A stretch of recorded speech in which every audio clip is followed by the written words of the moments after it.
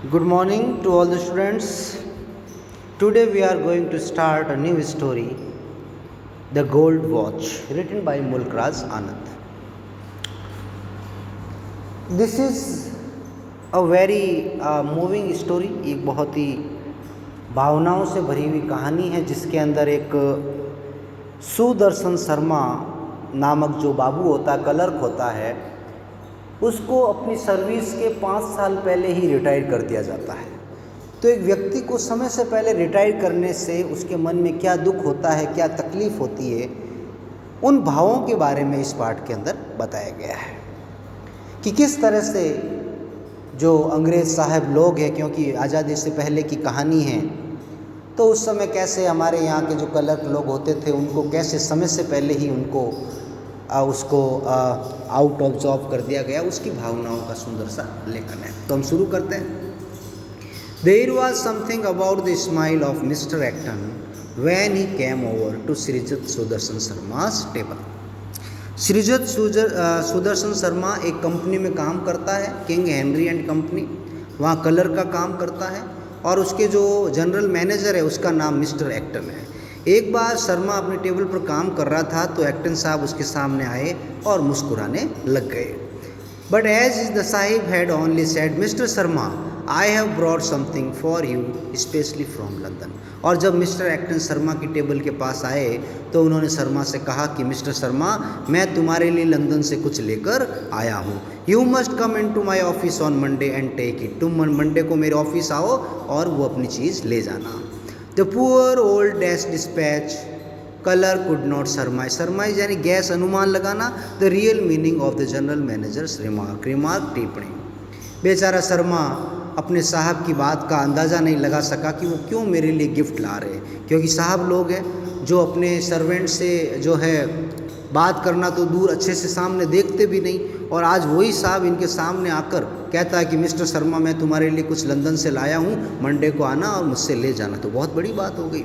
The fact that mister Acton should come over to his table at all fawn upon him and say what he had said was of course most flattering. Sudarshan Sharma को बड़ा अच्छा लगा कि साहब उसकी table के पास आए, उसकी तरफ मुस्कुराए, उससे बात की। For very rarely did the head of the firm condescend to move down the corridor. क्योंकि साहब लोग सर्वेंट के पास बहुत ही कम आते हैं, रेयरली आते हैं, और साहब का आज शर्मा के पास आना बहुत बड़ी बात थी।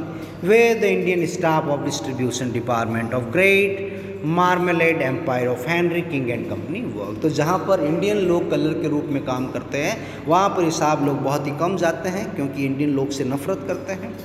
But that smile on mister Acton's face. Sharma को अच्छा लग रहा था कि एक्टन साहब उसके पास आए, उससे बात की, लेकिन एक्टन साहब के जो चेहरे पे मुस्कान थी वो उसके लिए रहस्य का विषय था, क्योंकि एक्टन साहब हर समय मुस्कुराते नहीं, आज मुस्कुराए तो ज़रूर कोई ना कोई बड़ी बात होगी। Specially since Mister Acton was not known to smile too much being a morose. क्योंकि एक्टन साहब बीमार प्रवृत्ति के व्यक्ति थे। बीमार प्रवृत्ति का मतलब कम मुस्कुराते थे, ओल्ड साहिब थे, हार्ड वर्किंग थे, कठिन काम करने वाले थे, कंसेंशियस थे, स्लेव ड्राइवर थे, famous as a shrewd businessman, बड़े श्रूड बिजनेसमैन थे, रूखे से थे, व्यवहार रूखा था साहब का। और कोई रूखा व्यक्ति हमारे सामने मुस्कुरा दे तो हमें ऐसा लगता है कि जरूर कोई ना कोई गड़बड़ होगी। वैसा ही शर्मा के मन में भी ऐसा विचार आ रहा है जब एक्टन उनके सामने मुस्कुराता है।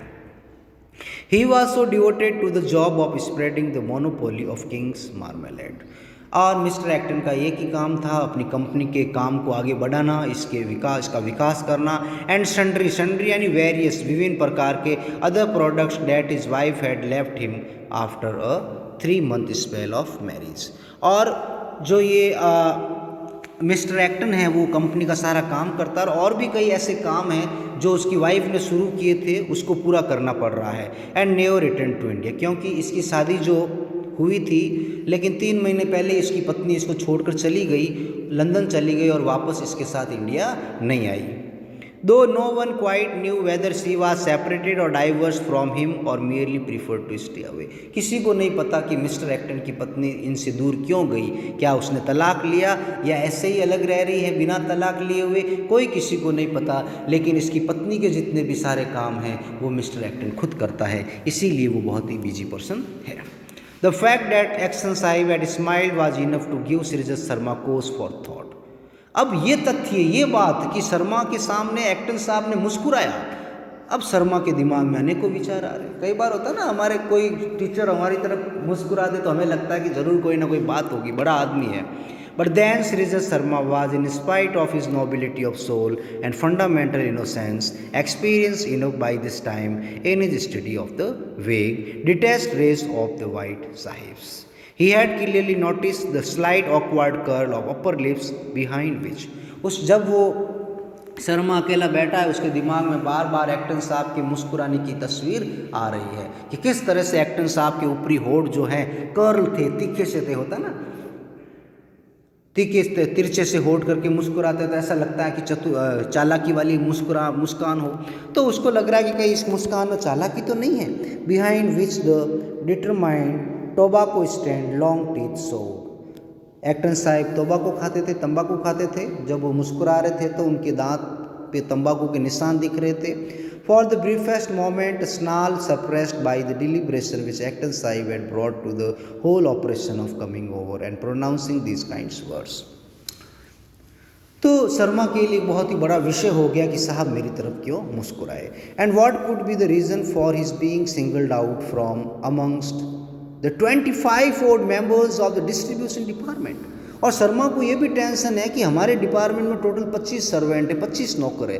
उस 25 नौकर में से मिस्टर एक्टन साहब ने मुझे ही जो है गिफ्ट देने की बात क्यों सोची, ऐसा क्यों है।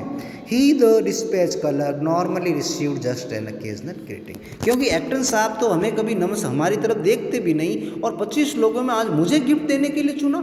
उसको समझ में नहीं आ रहा है कि ज़रूर कुछ ना कुछ दाल में काला है। Hello Sharma, how you getting on from the head of his own department mister West and twice or thrice a year he was called into the cubicle. Cubicle होता है ना, कैबिन होती है, by West sahib for reprimand. जो mister Acton थे इस company के general manager थे और जिस ऑफिस में जो 25 जने काम कर रहे हैं, ये श्रीजत शर्मा और बाकी 24 लोग, उनका जो हेड है वो मिस्टर वेस्ट है। होता है ना, जैसे स्कूल का प्रिंसिपल सबसे ऊंचा होता है और क्लास का टीचर जो क्लास टीचर होता है फिर इससे नीचे होता है, तो इसी तरह से ये मिस्टर एक्टन जनरल मैनेजर था और मिस्टर वेस्ट जो है इनके डिस्पैच जो जितने भी कलर थे उनका हेड था। तो मिस्टर वेस्ट साहिब भी इन लोगों से बहुत ही कम बातें करते थे और कभी कभी इनको ऑफिस बुलाते तो केवल डांटने के लिए बुलाते थे, फटकारने के लिए बुलाते, ये काम तुमने नहीं किया, ये सही नहीं किया। तो इन लोगों के दिमाग में बैठ गया कि साहिब लोग तो रूखे लोग हैं, और जब यही साहिब लोग कभी होली दिवाली इनकी तरफ मुस्कुरा दे तो इनको ऐसा लगता है कि इनको जन्नत मिल गई हो। इसीलिए बार बार इनको टेंशन हो रही है कि वो मुस्कुराए क्यों। Because some letters or packets had gone astray, otherwise the incarnation of clockwork efficiency as he was and well versed in the routine of his job। बेचारे सारे क्लर्क समय से काम करते थे, सुबह से शाम तक। There was no occasion for any break in the monotony of anonymous। कोई छुट्टी नहीं मिलती थी smooth working empire, at least where he was concerned। To be sure there was continual gossip of the clerk and the accountants, the bickerings and jealousies of people above him. और यहाँ पर जो बाबू लोग हैं, अकाउंटेंट्स लोग हैं, हमेशा एक दूसरे से कुछ ना कुछ बात करते रहते हैं, एक दूसरे की चुगली करते रहते हैं, एक दूसरे से नफरत करते रहते हैं और एक दूसरे की बुराइयाँ करते रहते हैं। बिकरिंग होती है पीठ पीछे बुराई करना। बट लेकिन Sharma had been employed 20 years ago as a special favour. Sharma इस कंपनी में 20 साल पहले नौकरी पर लगा था और नौकरी पर लगा इसकी कोई चतुराई नहीं थी, इसके अंदर कोई कला नहीं थी, बल्कि इस पर एहसान किया गया था। He was not even matriculate, वो 10वीं पास नहीं था, फिर भी इसके ऊपर एहसान किया और इसको इस कंपनी में नौकरी पर लगाया गया। But had picked up work somehow and though unwanted constantly reprimanded by West sahib in first years. शुरू में इसके साथ बहुत डांटते थे, बहुत फटकारते थे क्योंकि इसको काम नहीं आता था। He had been retained because of the legend of saintliness he had acquired. वो अपनी अच्छाई के कारण, अपने अच्छे व्यवहार के कारण इस ऑफिस में काम कर रहा है, वरना काम की कुशलता उसके अंदर कुछ नहीं। कुछ लोग होते हैं ना, काम कुछ नहीं करते, केवल व्यवहार के कारण बने रहते हैं। शर्मा भी उनमें से ही एक था। He had 5 more years of service to do. अभी उसको 5 साल की सर्विस और बची है। कि जैसे आज 60 साल में रिटायरमेंट होता है ना, तो पहले उस कंपनी में 55 साल की उम्र में व्यक्ति को रिटायर किया जाता था। तो अभी शर्मा 50 साल का है, और जब ये 55 का हो जाएगा, 5 साल और हो जाएंगे, तो ये अपनी जॉब से रिटायर हो जाएगा। And the family raising grihastha portion of his life in fourfold scheme. तो बाद में वो अभी जो ग्रस्त आश्रम चल रहा है इसका है, तो ये सारे आश्रम को फॉलो भी कर रहा है। पहले होते हैं ना ब्रह्मचर्य, ग्रस्त, वानप्रस्थ तो शर्मा के दिमाग में भी यही है। Prescribed religion finish he hope to retire to his home town Jalandhar. शर्मा का जो मूल निवास है, जो गांव है, वो जलंधर है, पंजाब के अंदर। Where his father still ran the confectioner shop. Confectioner मिठाई की दुकान on the Mall Road. Jalandhar में ये क्या नाम, शर्मा के पिताजी की मिठाई की दुकान है। और शर्मा सोच रहा है कि जब 5 साल बाद जब वो 55 साल का हो जाएगा, तो वो जलंधर जाएगा, अपने पिता की दुकान पर बैठेगा और वहीं पे समय बिताएगा। And what did Acton sahib have to say to you mister Sharma asked miss Violet Dixon. तभी एक मिस वाइलॉट डिक्सन नामक लेडी होती है, अविवाहित लेडी होती है, वो शर्मा के पास आती हैं, उस ऑफिस में काम करती हैं, और उससे पूछती है कि एक्टन साहिब ने तुमसे क्या कहा। The plain snub nosed Anglo Indian, ये एंग्लो इंडियन लेडी थी, एंग्लो इंडियन अंग्रेज थी, लेकिन भारत में आकर रहने लग गई। स्नब नोब, नाक थोड़ा छोटा था, तीखा नाक नहीं था। टाइपिस्ट, ये टाइपिंग का काम करती थी, टाइपिंग करते हैं ना वो काम। In her sing song voice, sing song यानी एक जैसी, तो हमेशा ये एक जैसी अंदाज में ही बात करती हैं। और आज भी उसी अंदाज में शर्मा से पूछा कि हेलो शर्मा, मिस्टर एक्टन साहब ने तुमसे क्या कहा। She considered herself safe enough with this old family man of 50 who had great prematurely. Violet Dixon young lady है, लेकिन और ये शर्मा 50 साल का है, वाइट बालों वाला बूढ़ा व्यक्ति है। तो इसके साथ बातचीत करने में डिक्सन को कोई प्रॉब्लम नहीं है, और ना ही उसको शर्म महसूस होती है।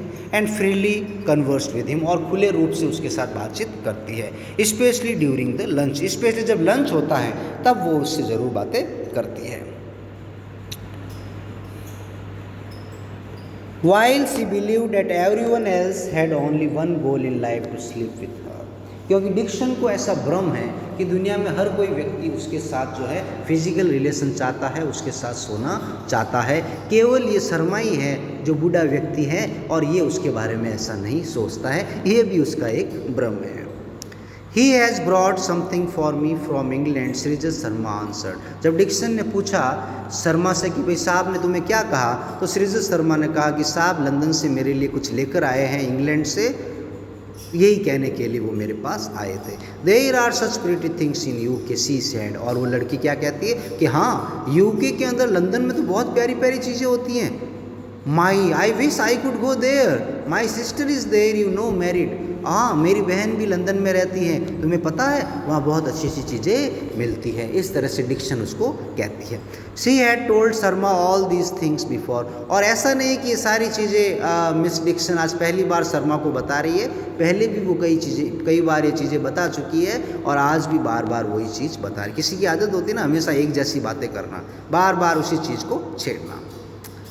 सो ही वॉज नॉट इंटरेस्ट, इसलिए शर्मा को उसकी बातों में कोई इंटरेस्ट नहीं था, रुचि नहीं थी, क्योंकि वो उसकी बातों को पहले ही सुन चुका था। स्पेशली टुडे, और आज तो बिल्कुल भी नहीं जब एक्टन साहब उसकी तरफ मुस्कुरा दिए हो। Because all his thoughts were concentrated on the inner meaning of mister Acton's sudden visitation and ambivalent smile. क्योंकि आज शर्मा का पूरा ध्यान ये चीज़ जानने में लगा हुआ था कि जो मिस्टर एक्टन है उनकी मुस्कान का क्या राज है। जैसे लोग मोनालिसा की मुस्कान का राज जानने में कैसे उत्सुक थे, कौतूहल थे, वैसे ही ये भी एक्टन साहब की स्माइल का राज जानने के लिए बेचैन था कि वो मुस्कुराए क्यों, ऐसा क्या मुझे देना चाहते हैं, मेरे पास ही क्यों आए, कुछ अच्छा होगा या बुरा होगा ये उसको नहीं पता। Well half day today I am of.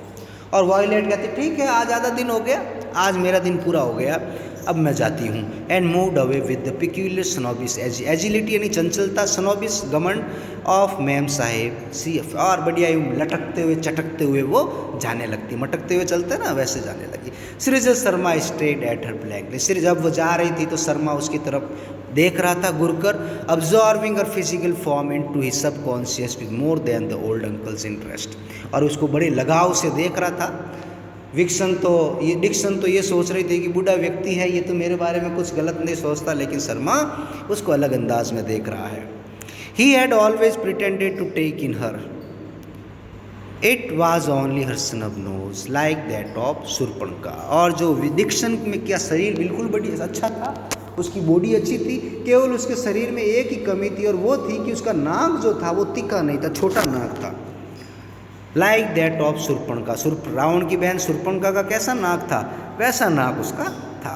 The sister of the demon king Ravana that stood in the way of her getting married, और छोटे नाक की वजह से ही इस डिक्सन की शादी नहीं हो पाई।